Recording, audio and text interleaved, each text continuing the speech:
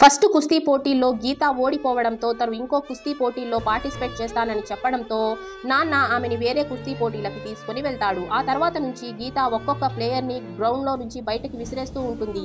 వాళ్ళ నాన్న ట్రైనింగ్ వల్ల గీత చాలా బాగా ఆడుతూ ఉంటుంది. దాంతో మొత్తం ఊరంతా గీత పేరు మారుమోగిపోతుంది.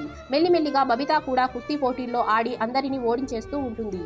గీత మరియు బబిత ఇద్దరు చాలా ట్రోఫీలు గెలుస్తారు. మెల్లిమెల్లిగా మహావీర్ కళ నెరవేరుతూ ఉంటుంది. ఇక మహావీర్ గీతాని నేషనల్ కి రెడీ చేయాలని అనుకుంటాడు. కానీ మహావీర్ కి జాబ్ లో కొన్ని రోజులు లీవులు మరియు కొన్ని డబ్బులు కావాల్సి ఉంటుంది. కానీ మహావీర్ కి జాబ్ నుంచి లీవులు మరియు డబ్బులు రెండూ దొరకవు. దాంతో చేసేదేమీ లేక మహావీర్ ఇంటి మేడపైనే పెద్ద పెద్ద పరుపులు వేసి గీతాకి నేషనల్ కుస్తీ పోటీల ట్రైనింగ్ ఇవ్వడం స్టార్ట్ చేసేస్తాడు. అలాగే ఈ మట్టి కుస్తీ కన్నా నేషనల్ కుస్తీ పోటీ చాలా డిఫరెంట్ గా ఉంటుందని, ఆ కుస్తీ పోటీల్లో కేవలం 3 రౌండ్లే ఉంటాయి, వాటిలో 2 రౌండ్లు గెలిస్తే మొత్తం గేమ్ గెలిచినట్లే అని చెప్పి అర్థమయ్యేలాగా చెప్తాడు. నేషనల్ కి వెళ్ళినప్పుడు ఒక అతను గీతాని చూసి ఈ అమ్మాయి బరువు చాలా తక్కువగా ఉంది, ఈమె ఆడలేదు అని అంటాడు. అయినా కూడా మహావీర్ ఫోర్స్ చేసి మరీ గీతా పేరు రాపిస్తాడు. ఆ తర్వాత గీత ఒక్కొక్క ప్లేయర్ ని ఎత్తి కింద వేసేస్తూ ఉంటుంది.